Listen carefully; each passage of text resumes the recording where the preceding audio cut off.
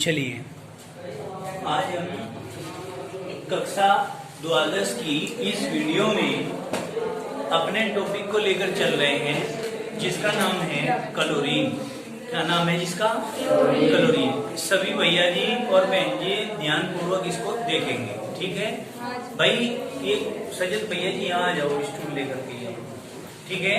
और अपनी अपनी कॉपी निकाल के सब लिखेंगे। जिसकी राइटिंग साफ साफ है वो अपनी फेयर कॉपी में भी काम कर सकता है फिलहाल की स्थिति को देखते हुए, ठीक है ना। और जिसकी राइटिंग गंदी है वो अपनी रफ कॉपी में काम करेगा, फिर घर जाके फेयर कॉपी में काम करेगा, है जी। जिसका हो रहा है लिखना तो उसको भी पड़ेगा बेटा, ठीक है। नहीं लिखो क्लोरीन। आज का हमारा टॉपिक क्या है गौतम भैया जी? क्लोरीन। क्लोरीन। देखिए वीडियो में भी गौतम का नाम गूंजेगा। क्या कहा है हमने? आज का टॉपिक हमारा क्या है? क्लोरीन। देखिए बेटे,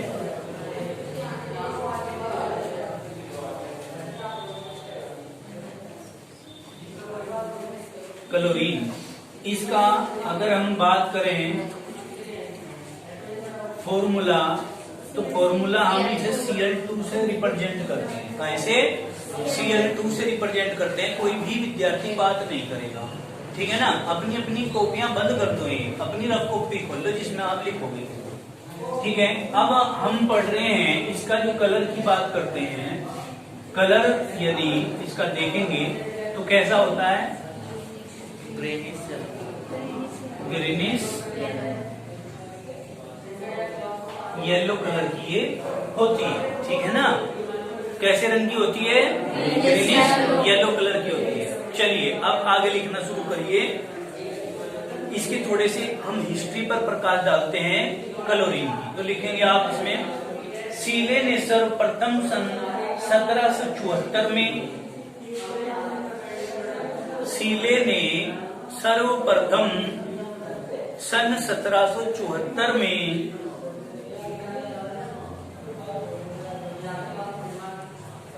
सन 1774 में हरे पीले रंग की गैस क्लोरीन को, हरे पीले रंग की गैस क्लोरीन को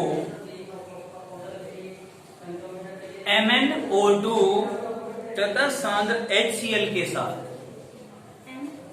MnO2 यानी कि मैग्नीज डाइऑक्साइड तथा सांद्र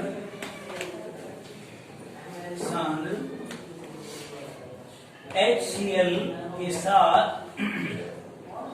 गरम करके प्राप्त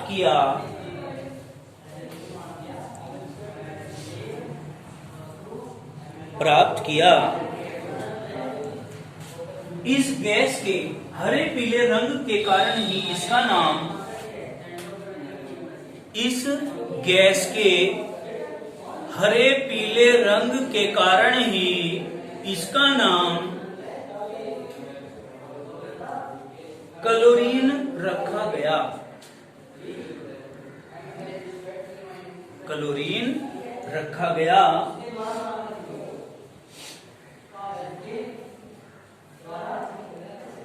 बर्थेलो, क्या है? एक नाम आया है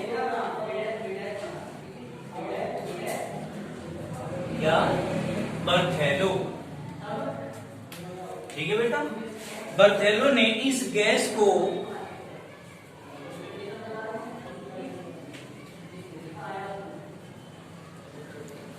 ऑक्सीम्यूरिएटिक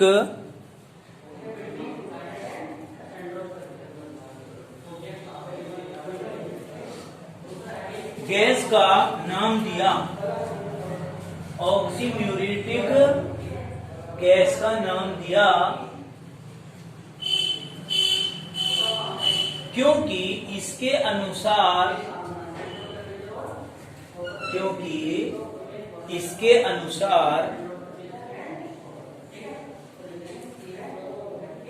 यह गैस म्यूरिएटिक गैस यह गैस म्यूरिएटिक अम्ल लिखियो बेटे, म्यूरिएटिक अम्ल।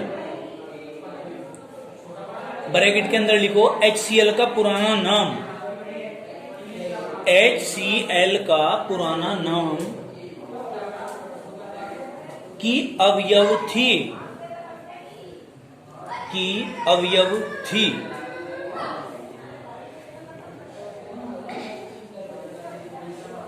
बाद में देवी ने, अरे भैया जी कहाँ है, बाद में देवी ने प्रयोगों द्वारा सिद्ध किया कि, प्रयोगों द्वारा सिद्ध किया कि क्लोरीन एक तत्व है। डेवी नामक वैज्ञानिक ने, बाद में डेवी ने प्रयोगों द्वारा सिद्ध किया कि क्लोरीन एक तत्व है। आगे समझो बेटे बात। अभी आर्यन भैया जी को बुलाते हैं। अरे आर्यन भैया जी, आर्यन भैया जी, क्या बात, क्लास यहां चल रही है, आप ऊपर बैठे बेटे।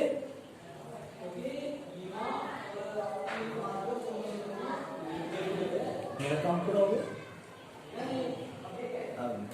लिखो क्वेश्चन बोर्ड में कैसे पूछा जाएगा, अब हमने उस चीज पे ध्यान देना है, क्योंकि हमें मतलब किस चीज से है, बोर्ड एग्जामिनेशन में हमारा क्वेश्चन हमसे किस तरह पूछा जाएगा, तो हम उस चीज पर ध्यान देते हैं और उसे काम को करते हैं। इसे हिला मत देना बेटे, पैर वैर मार के। लिखो क्लोरीन की उपस्थिति व इनके बनाने की प्रयोगशाला विधि का, क्लोरीन की उपस्थिति व इसके बनाने की प्रयोगशाला विधि का विस्तार पूर्वक वर्णन करो। ये भैया जी हमारे अच्छे चले गए, कोई बात हमने तो नहीं कहा। बैठो। क्लोरीन की उपस्थिति व इसके बनाने की प्रयोगशाला विधि का विस्तार पूर्वक वर्णन करो, अथवा, अथवा करके लिखो, थोड़ा स्पीड बढ़ा लो लिखने। क्लोरीन बनाने की औद्योगिक विधि, अथवा में लिखेंगे क्लोरीन बनाने की औद्योगिक विधि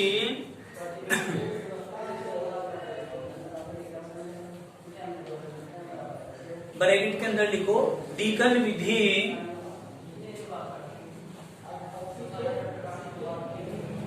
का सिद्धांत देकर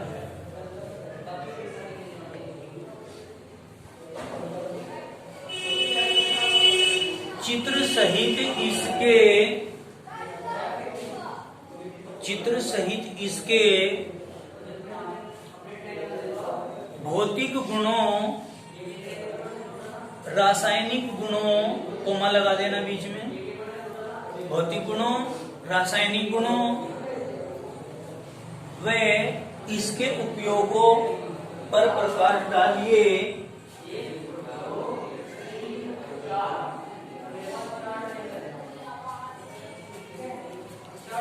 उपयोगों पर प्रकाश डालिए।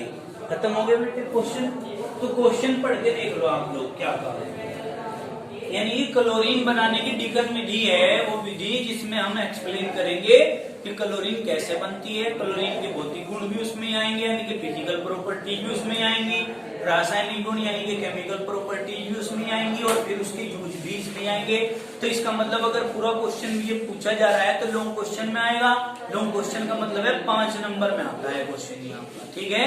अब आप लोग लिखें उपस्थिति, हेडिंग डालिए उपस्थिति।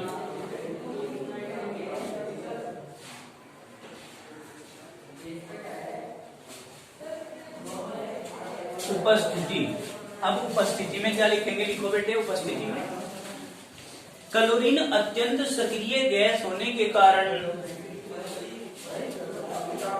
पहले भी पढ़ा था है तो आपने कि भाई इस परिवार के तत्व जो हैं वो अत्यधिक क्रियाशील होते हैं और अत्यधिक क्रियाशील होने के कारण वो मुक्त अवस्था में नहीं पाए जाते, वो संयुक्त अवस्था में पाए जाते हैं। लिखो क्लोरीन अत्यंत सक्रिय होने के कारण मुक्त अवस्था में नहीं पाई जाती है।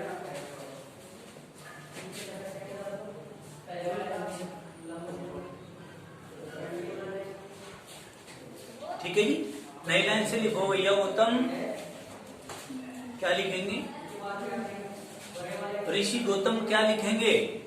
ऋषि गौतम ने लिखा है कि संयुक्त अवस्था में यह क्लोराइड लवणों के रूप में, क्लोराइड लवणों के रूप में बहुतायत में पाई जाती है।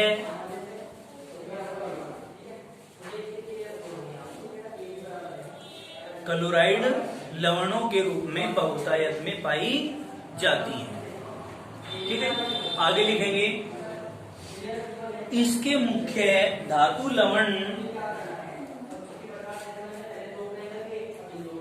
इसके मुख्य धातु लवण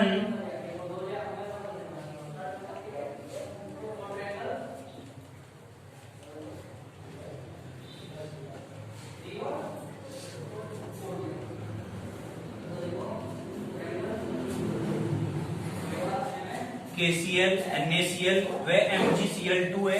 सब में आ रहा है बेटे क्लोरीन, और सारी क्या है? पोटेशियम, सोडियम और मैग्नीशियम क्या है? धातु। तो ये धातु लवण हो गए, मुख्य धातु लवण हो गई। ठीक है, लिख लो इसको। आदि प्रमुख हैं, आदि प्रमुख हैं। आगे लिखिए आप लोग, क्लोरीन गैस बनाने की विधियां।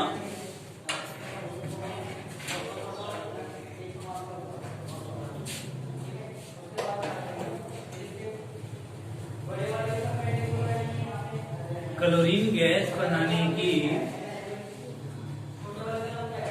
विधियां, सबसे पहले हम क्या पढ़ेंगे? प्रयोगशाला विधि।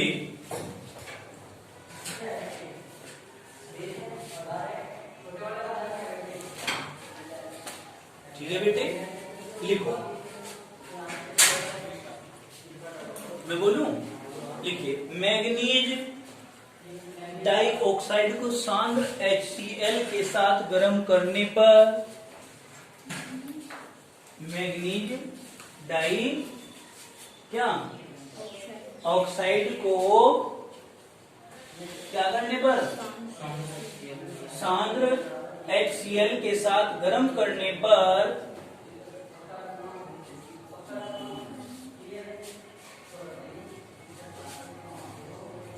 Cl2 प्राप्त होती है। Cl2 प्राप्त होती है। देखिए भाई, आप लोग क्या करेंगे? मैग्नीज डाइऑक्साइड और किसके साथ गर्म कर रहे हो? देखो यहां ध्यान से, M क्या मैग्नीज डाइऑक्साइड का फॉर्मूला क्या होता है? MnO2 प्लस HCl, हाइड्रोजन के ऊपर प्लस का एक होता है, Mn के ऊपर प्लस के दो होते हैं कि नहीं? और ऑक्सीजन के ऊपर कितने होते हैं? माइनस के दो। दो में कितने हो गए? चार। चार माइनस के हैं तो चार प्लस के होने चाहिए। तो ये तो हो गया बैलेंसिंग का तरीका। अब बैलेंसिंग के तरीके में हम क्या करेंगे? अब हम करेंगे, चार हाइड्रोजन है यहाँ पर, चार हाइड्रोजन को इजिकल टू के बाद 2H2 लिख सकते हैं, और ऑक्सीजन के बेटे दो हैं हमारे पास, तो 2 एकम 2 लिख सकते हैं। और क्लोरीन के कितने बच रहे? 4। Mn के कितने बच रहे? 1। तो बेटे MnCl2 और प्लस Cl2 हम लिख सकते हैं क्या? हमें बनानी थी क्या? क्लोरीन। तो जो बनानी थी उसका नाम लिख देंगे, क्लोरीन गैस। क्लियर? कोई प्रॉब्लम तो नहीं है? इस तरह हम इस इक्वेशन को आसानी से कर सकते हैं, कर लीजिए। बनाते नहीं हम उसने, क्योंकि हमें क्लोरीन बनानी बेटी। बन तो जाएगी, लेकिन जो प्रैक्टिकल करने के बाद बना है वही हमने दिखाया।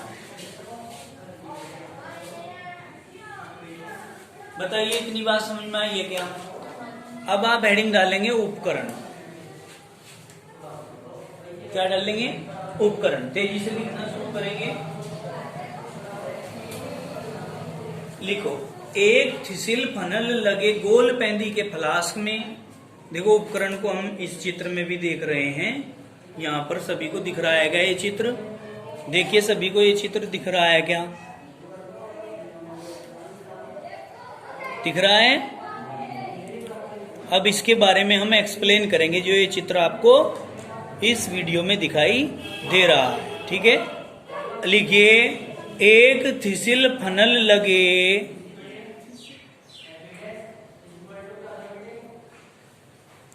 गोल पेंदी के फ्लास्क में थोड़ा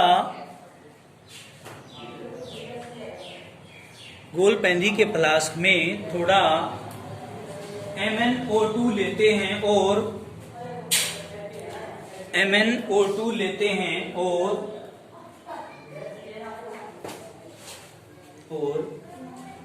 थिसिल फनल द्वारा धीरे धीरे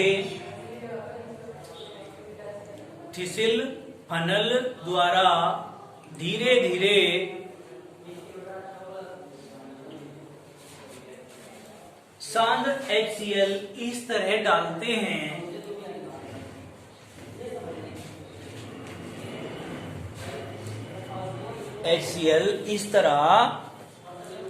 डालते हैं कि क्या करते हैं भाई? थिसिल फनल धीरे धीरे इस तरह डालते हैं कि थिसिल फनल का निचला सिरा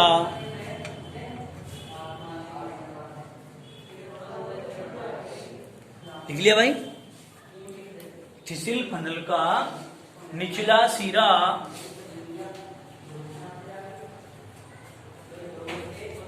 अम्ल में डूब जाए।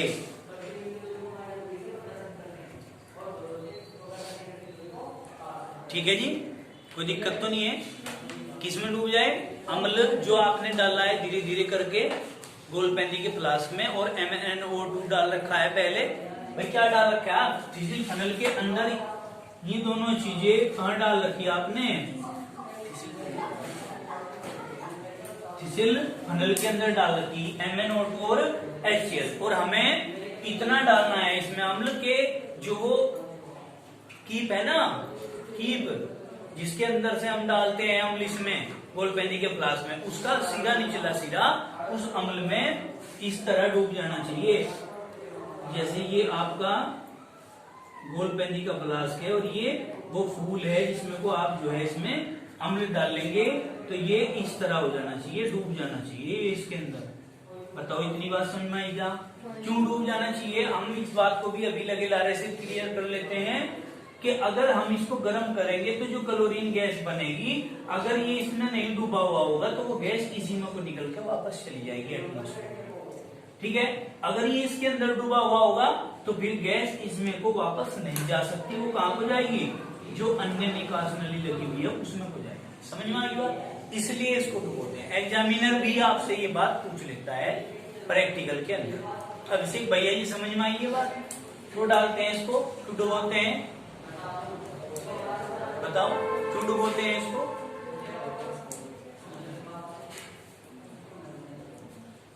शाबाश, बताओ बेटे।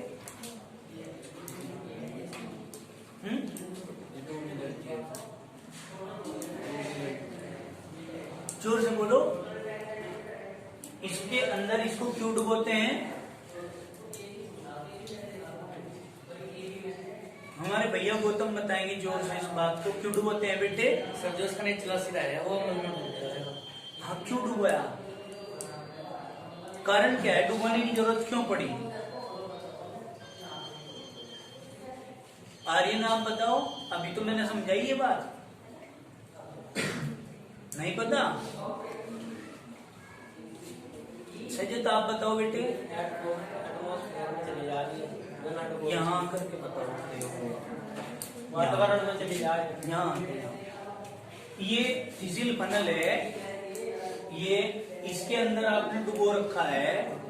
ये अम्ल में क्यों डुबोया? क्योंकि वातावरण में क्योंकि जो गैस इसके अंदर बनेगी ना जब हम इसको हीट करेंगे, तो वो यहीं से ही निकल के इस एटमॉस्फेयर में चली जाएगी, जो कि नहीं जानी चाहिए। हमें तो इसे यहाँ पर आप करना है ना, तो इसलिए हम इसको डुबो देते हैं ताकि ये गैस यहाँ पर निकल के इधर चले। ठीक है, चित्र में नजर लगता है। बैठो, कोई दिक्कत तो नहीं है। चलिए बैठ जाओ भाई, ध्यान दिया करो पढ़ते समय। लिखो बेटे, फिर हमने क्या करना है, फ्लास्क को धीरे धीरे गर्म करने पर पीले हरे रंग की Cl2 गैस, फ्लास्क को धीरे धीरे गर्म करने पर पीले हरे रंग की Cl2 गैस कोमा जलवाष्प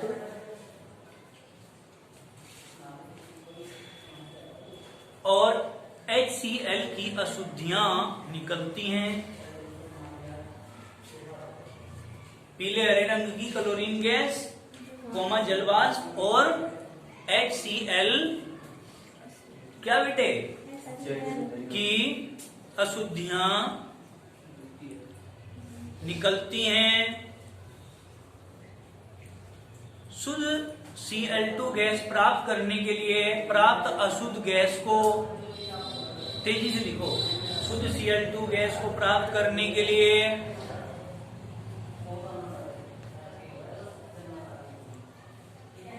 प्राप्त अशुद्ध गैस को पहले जल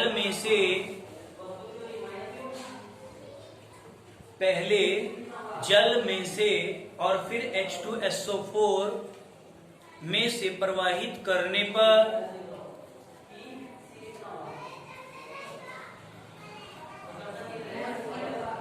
लिख लिया भाई, में से प्रवाहित करने पर HCl गैस जल में, जो HCl गैस थी वो तो जल में अवशोषित हो जाएगी। लिखो, HCl गैस जल में तथा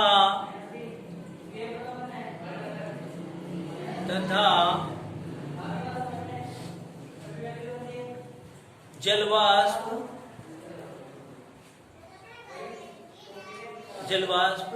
जो कि नमी के रूप में उपस्थित होती है,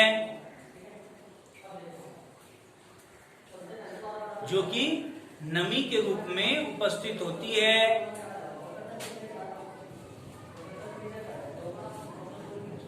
वह H2SO4 के द्वारा अवशोषित कर ली जाती है। वो नमी किसके द्वारा अवशोषित कर ली जाएगी? H2SO4 के द्वारा, क्योंकि H2SO4 नमी को सोखने का काम भी करता है। आगे लिखिए,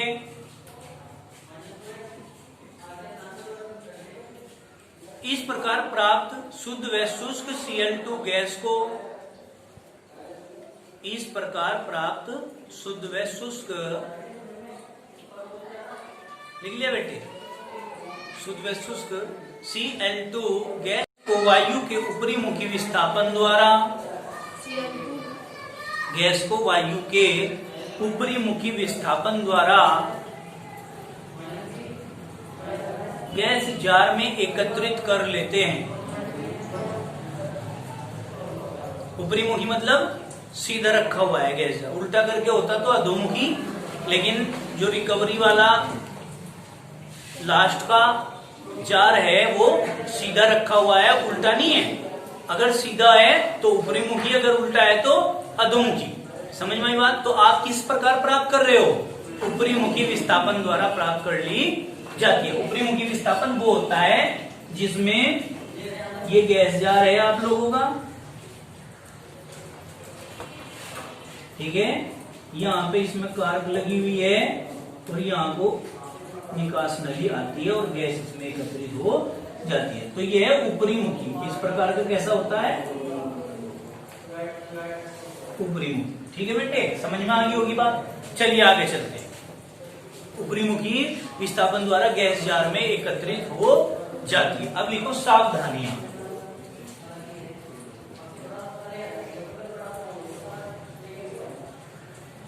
क्या लिखेंगे भैया जी? सावधानियां। सावधानियां क्या क्या होती हैं जब हम इसको बनाते हैं? लिखिए नंबर 1, फ्लास्क को धीरे धीरे गर्म करते हैं।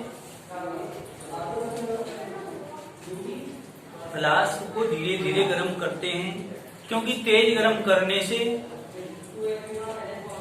फ्लास्क के चटकने व विस्फोट का खतरा रहता है। अगर लैंप की चिमनी भी होती है, गीली होती है, एकदम से हम तेज गर्म कर दें तो चटक जाएगी।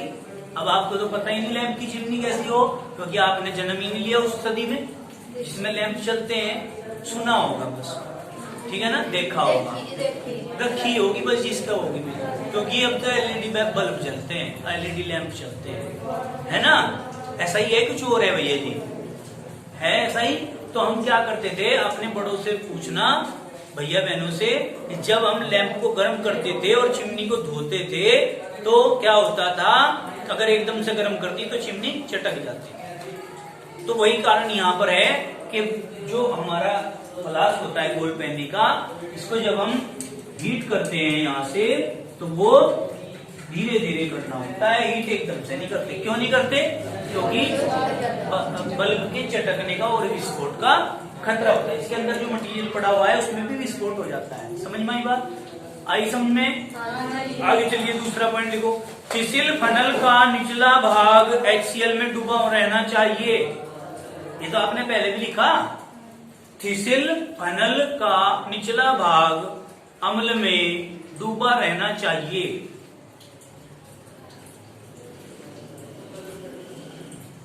फिसिल फनल का क्या बेटे?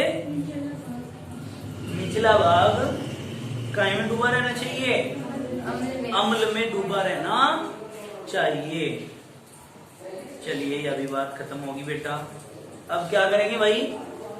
दूसरा, अन्यथा गैस फनल में से होकर बाहर निकल जाएगी। अन्यथा गैस क्या होगी भाई? फनल में से होकर बाहर निकल जाएगी। अब लिखो औद्योगिक निर्माण, हेडिंग डालिए।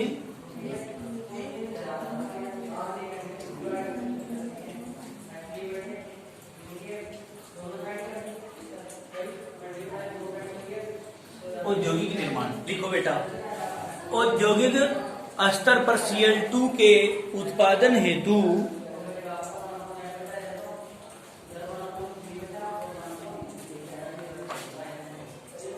औद्योगिक स्तर पर Cl2 के उत्पादन हेतु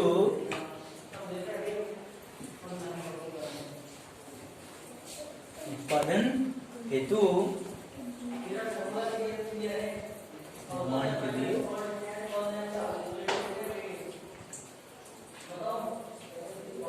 लिख लिया बेटा?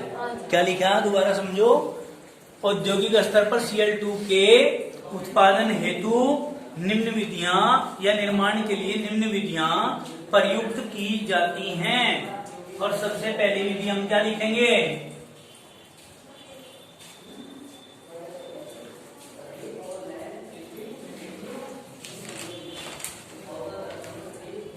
क्या लिखेंगे बेटा? डीगन विधि, जो कि इंपॉर्टेंट होती है, 100% चांस होते हैं, बहुत इंपॉर्टेंट है डीगन विधि। ठीक है जी। तो डीगन विधि का क्या करते हैं आज हम?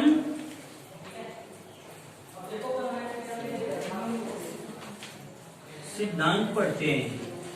क्या पढ़ते हैं? सिद्धांत। किसका?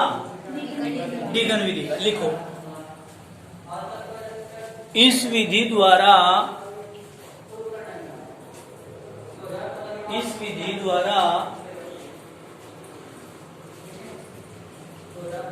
क्लोरीन का उत्पादन HCl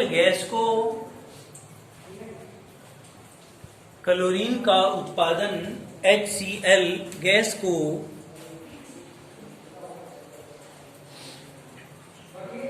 लिख लिया बेटे? 450 डिग्री सेंटीग्रेड पर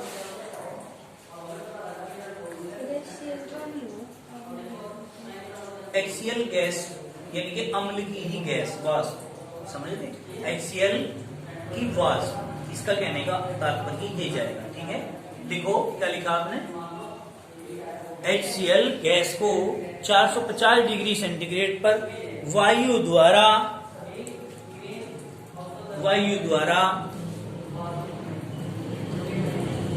क्यूप्रिक क्लोराइड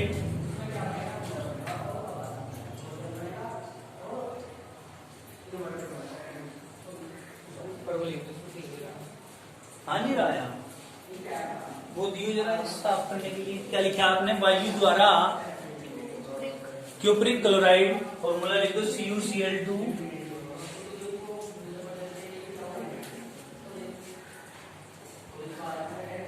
क्या लिखा बेटा?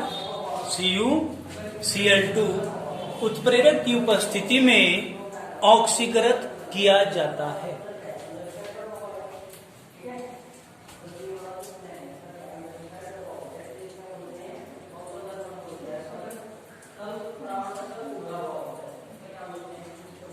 ऑक्सीकृत किया जाता है, वायु की उपस्थिति में होती है ऑक्सीकरण की अभिक्रिया +O2। अब देखिए हाइड्रोजन के 4 हैं, ऑक्सीजन के 2 हैं, तो हम इसको 2H2O कर सकते हैं। 2 दूनी 4, 2 एकम 2। क्लोरीन के कितने हैं बेटे? 4। तो हम क्या कर सकते हैं, क्योंकि ये गैस है तो हम 2Cl2 यानी कि 2 दूनी 4 इस तरह क्लोरीन के यहाँ पूरे कर सकते हैं। हमें बनानी थी क्या? क्लोरीन। ये बन के हमारी तैयार है। कौन सी विधि से? According to Deacon process.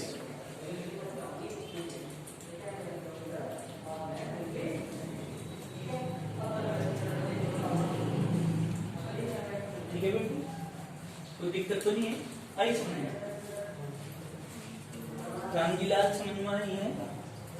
लिखो, लिखो मेरे लाल, लिखो। क्या लिखेंगे अब इसके बाद? क्यूप्रिक क्लोराइड की उत्प्रेरकीय क्रिया विधि की व्याख्या हेतु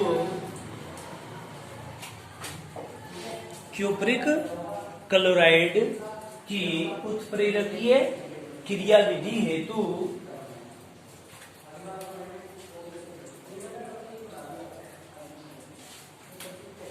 निम्न धारणाएं प्रस्तुत की गई हैं। निम्न धारणाएं प्रस्तुत की गई हैं।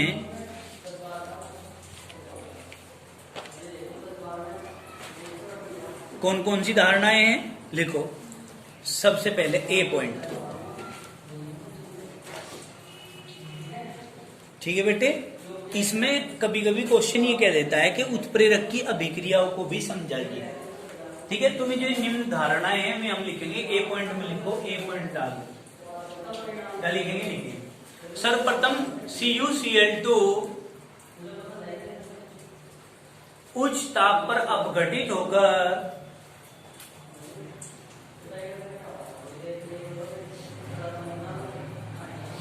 सर्वप्रथम CuCl2 उच्च ताप पर अपघटित होकर Cl2 तथा क्यूप्रस क्लोराइड देता है। क्यूप्रस क्लोराइड तथा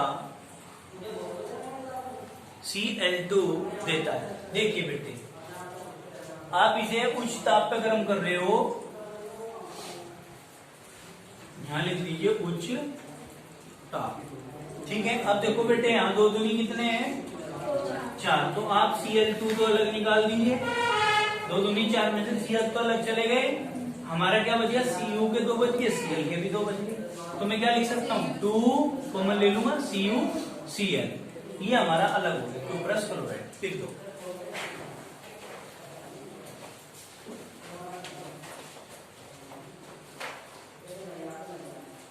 बी पॉइंट डालेंगे और अब इसके बाद रिएक्शन के बाद बी पॉइंट में लिखेंगे।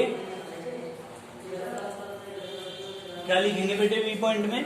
लिखो, इस प्रकार बना CuCl ऑक्सीजन के साथ क्रिया करने पर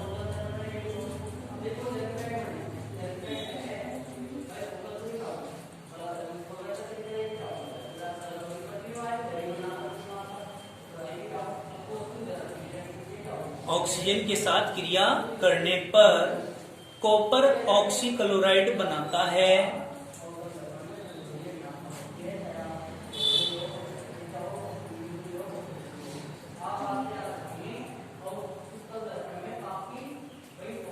क्या बनाता है भाई? कॉपर ऑक्सीक्लोराइड बनाता है। देखो कैसे बनाता है, ये ध्यान से समझना। कॉपर के कितने हैं? 4। तो हम क्या करते हैं, 2 कॉमन ले लेते हैं, Cu इंटू Cu, यानी कि 2 ही 4 हो गए। क्लोरीन की कितने हैं बेटे? 4, 2 दूनी 4। ऑक्सीजन की कितने हैं बेटा? 2, 2 एकम 2। ये बन गया कॉपर। कॉपर दोनों में से एक नाम ले लेंगे कॉपर, ऑक्सीजन के लिए ऑक्सी और Cl के लिए क्लोराइड। क्लियर? इस कॉपर और इस कॉपर के लिए एक ही बार नाम बोलेगा, कॉपर, ऑक्सीजन और Cl के लिए क्लोराइड। कॉपर ऑक्सी क्लोराइड बनाता है। बन गया? उतारिए रिएक्शन।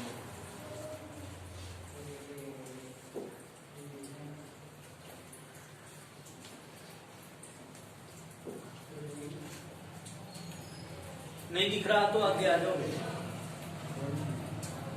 अब लिखिए, कॉपर ऑक्सी क्लोराइड HCl से क्रिया करके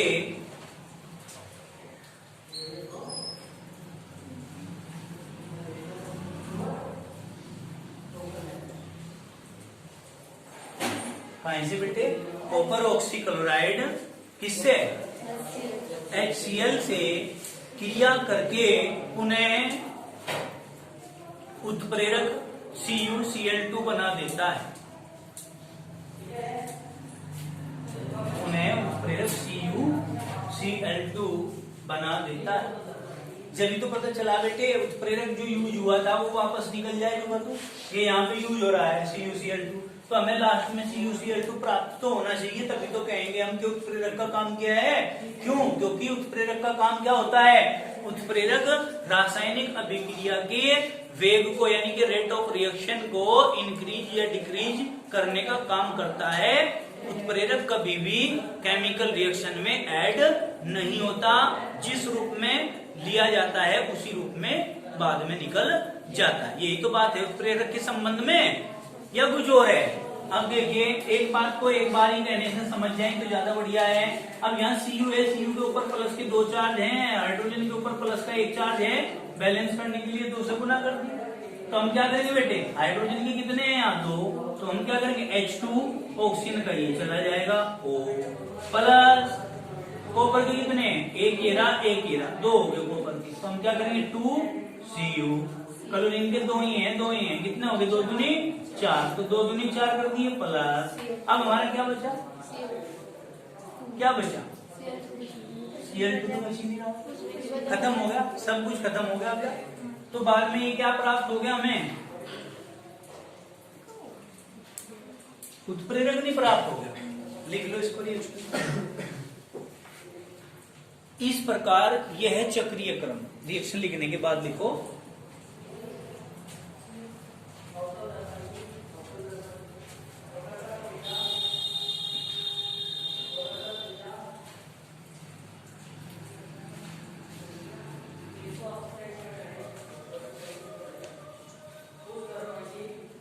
इस प्रकार यह चक्रीय क्रम लगातार चलता रहता है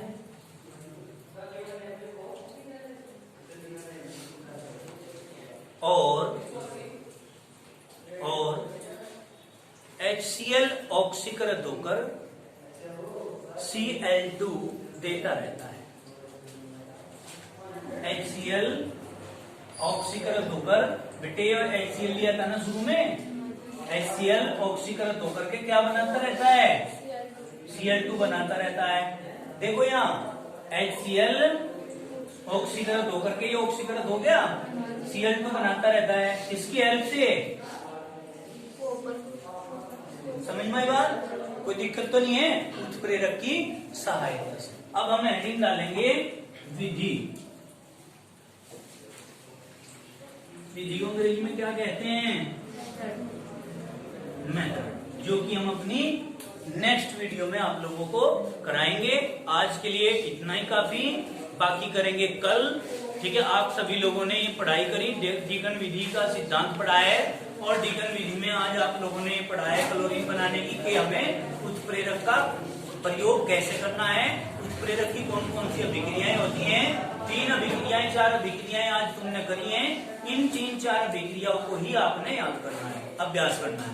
अगर करोगे तो समझ में आएगा, नहीं करोगे तो कुछ समझ में नहीं आएगा। अभी पढ़ा, थोड़ी देर बाद साफ हो जाएगा दिमाग से, ठीक है ना। और जो विद्यार्थी नहीं आ रहे हैं उन तक भी ये वीडियो पहुंचेगी, जो आ रहे हैं उन तक भी पहुंचेगी। तो प्लीज जब आप इस वीडियो को देखें तो आप चैनल को सब्सक्राइब करें, लाइक करें, बेल आइकन का बटन प्रेस करें। ताकि क्यों करें ये सब? इसलिए ताकि ये वीडियो समय समय पर जब भी कोई नई वीडियो बने आप लोगों तक पहुंचती रहे आसानी से। धन्यवाद।